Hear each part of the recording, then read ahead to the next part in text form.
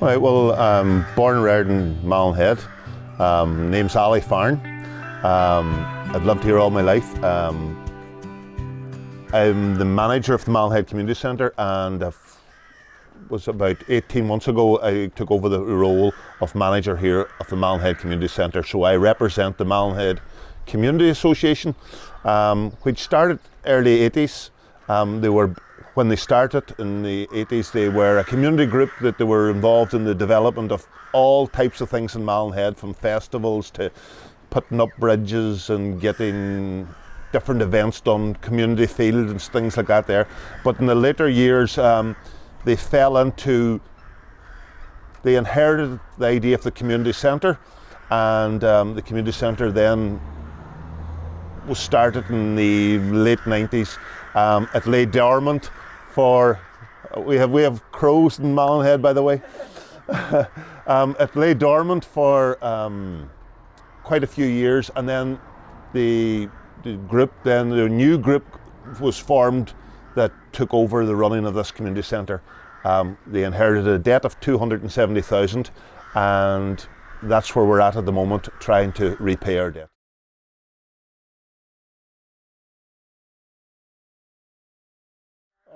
At the moment, the 270 from 2010 is now actually down to 37,000 as of May 2019. So they've done a lot of work to reduce that. That has been the biggest. That has been actually the main focus and the only focus that we've had this last few years is repaying the debt, because the group don't feel that we can develop anything else in the area until we repay our debt. But that was done by nights of the races, quizzes, soapbox derbies, dances, relays, any event at all that would raise a few pound. Might be a quiz to raise 100, or a big event like a golf classic that might raise you 2,000 or 3,000. But that's the kind of things that we had to do.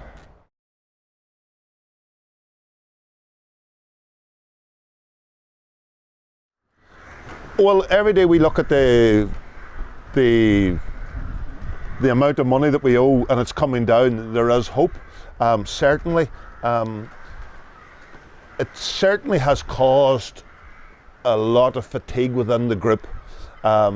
It's not easy to be, every time you meet somebody, ask with your hand out looking for money, and that's what these people, like, remember, because of where we live in a very, very isolated area. We don't have a lot of chimney pots. Half the homes in this area are holiday homes, so we're working off a very, very small base of people, and that, it's the same people we have to ask to buy the ticket. It's the same people we ask to go to the quiz. It's the same people we ask to put in golf teams. So we're not the most popular people in the Inishowen Peninsula at the moment, because we're always begging, and that it's very hard to get to. Our group there are 13 members in our committee, and they are the people that are begging constantly, and nobody wants to join that group of beggars at the moment, unfortunately, and that's probably causing the fatigue within the group, certainly.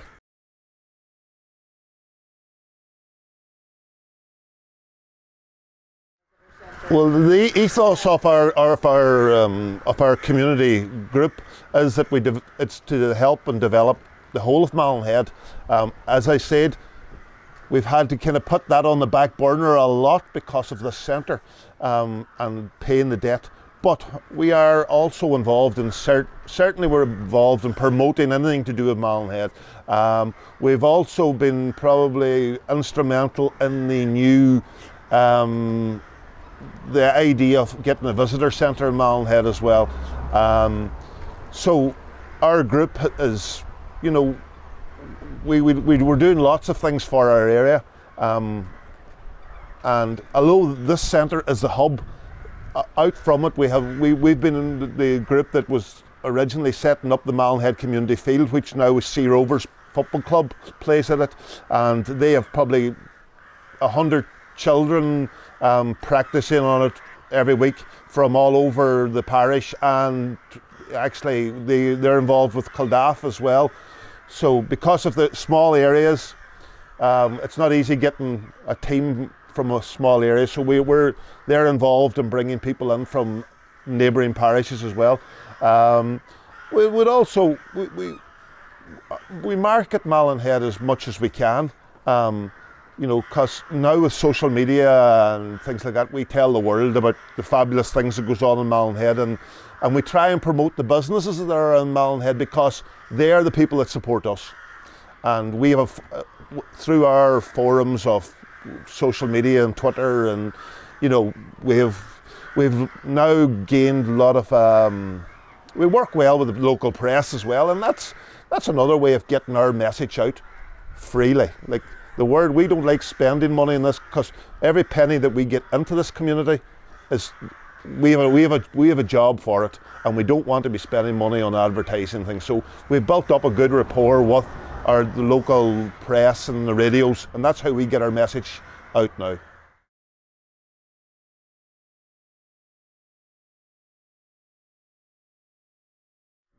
We work on the principle of any news is good news, and we'll take that.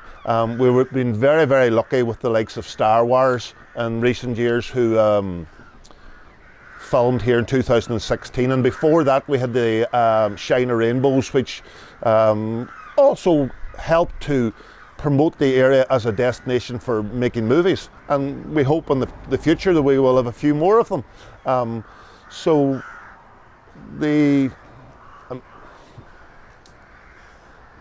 again, as we said, making contacts with different film producers and documentaries is vital. As the likes of yourselves coming here, that we can tell our story is very, very important.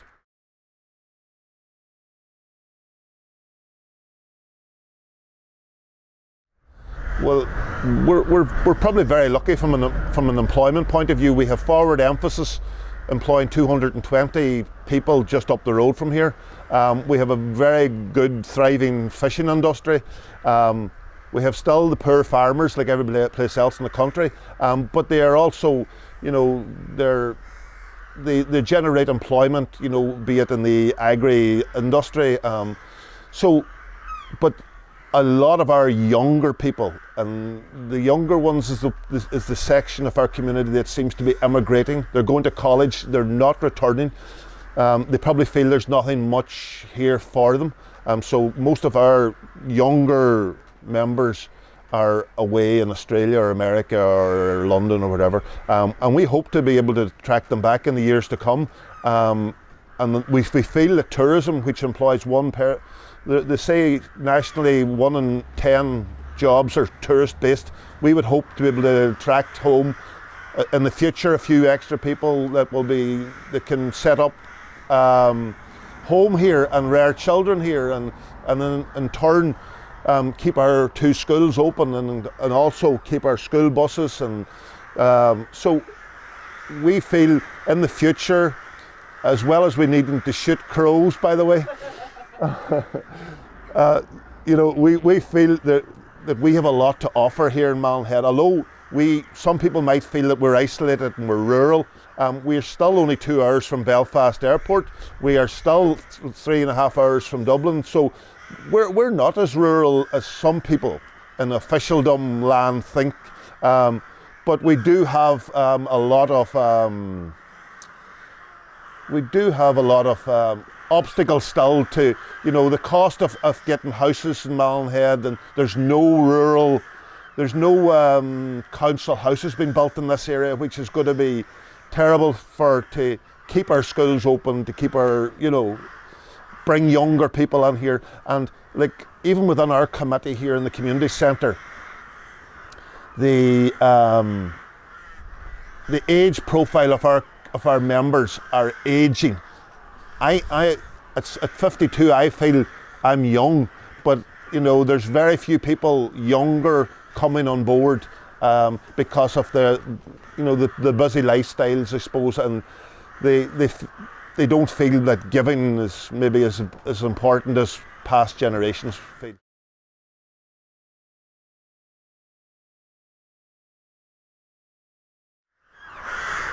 when we get our debt paid, that way we can open up our portfolio of things that we can ideally do. Could it be maybe setting up walks in the area, or hill walking, or we might be able to do something with our beaches, or maybe the opportunities are probably endless when you have a blank portfolio. At the moment, the first item on every agenda is debt. The second item is always fundraising to clear that debt. So it is a bit repetitive at this moment in time. So the idea of maybe getting a play park in this area, which would bring a lot of the younger mothers and a lot of the younger parents on board. Things like that is what we would like to see doing. Also the possibility of developing a proper tourist facility in conjunction with Falch Ireland and Donegal County Council is certainly high on the list, but until our debt is paid, we're up to hearing it. So that's it.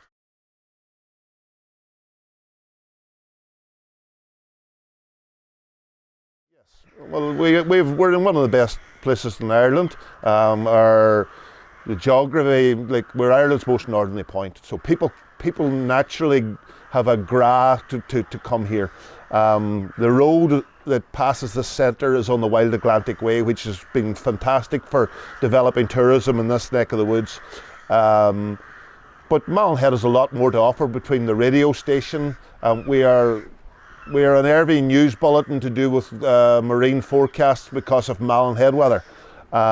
We have air traffic control. All the air traffic control from the whole north of Atlantic is coming through Malin Head. So we are the hub of the world. We are connected to the world, and we don't see our location as a negative. We do believe that there's a lot more that maybe the government officials could do for us in regards to maybe less red tape that community organisations have to go through. Also,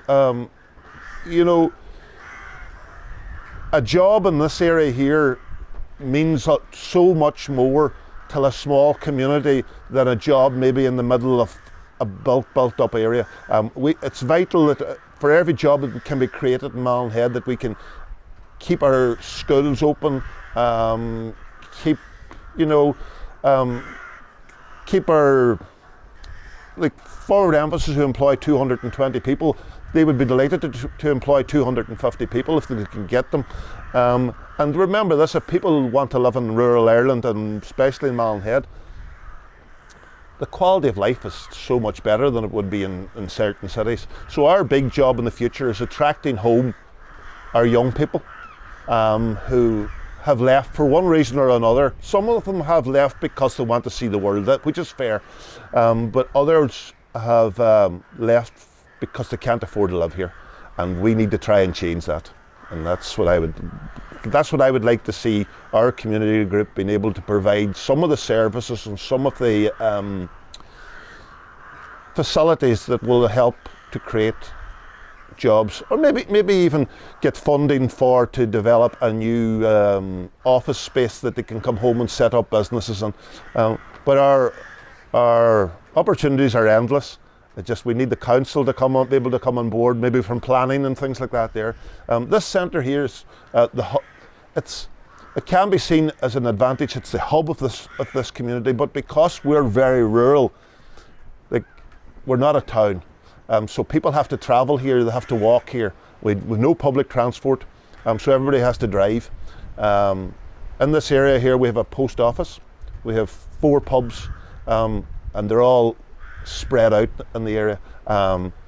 So going forward, we want this here community centre to be the hub for most people. We have a play group in it, we have an after school in it. This is the home for our youth club. We have ETB run classes here. There's one on at the moment, a computer class, and we do yoga, and we have 22 groups that work through this centre, and we just want more.